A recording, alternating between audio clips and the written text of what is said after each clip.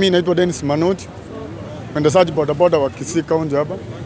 Sisi kesho tumejipanga na maandamano ya amani na lazima toke nje kwa sababu ya njaa. Kitu yenye inasumbua wananchi sana rais wa Kenya ni njaa. Kuna kitu kingine si Laila si nani ni njaa.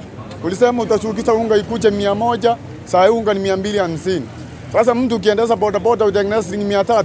Unadhani mtu atakula aje kwa nyumba? Unataka watoto watembee uchi?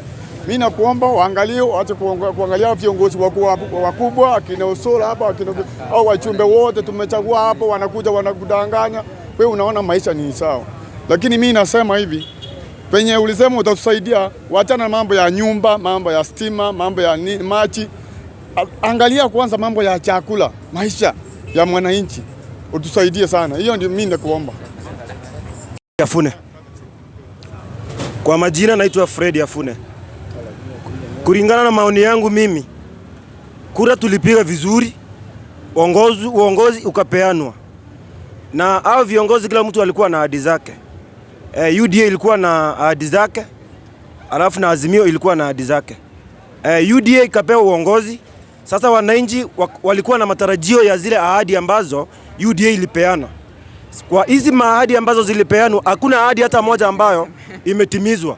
Ndio maana hii maandamano unaona wananchi wamekerwa sana mpaka wamesema ya kwamba maandamano ndio ambayo itawapea hizo ahadi ambazo UDA ilikuwa imesema itapea wananchi. Sababu walisema wakiweka Biblia chini kila kitu itakuwa sawa.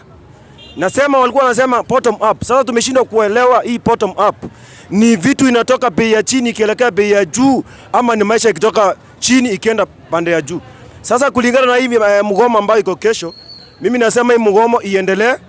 Ikiwezekana ikuwe 24 hours a day. Ndio maana iwasukume kabisa mpaka waweze kukaa chini watimize zile ahadi ambao walipeana. Hii maandamano sio ya Raila Amolo Odinga. Hii maandamano ni ya sisi wananchi wa Kenya ambao tunaumia. Sababu saa hii tissue paper ilikuwa shilingi 15 ama 20. Saa hii imeenda 70. Na hii kitu unaenda kupangusia tissue paper huchakula.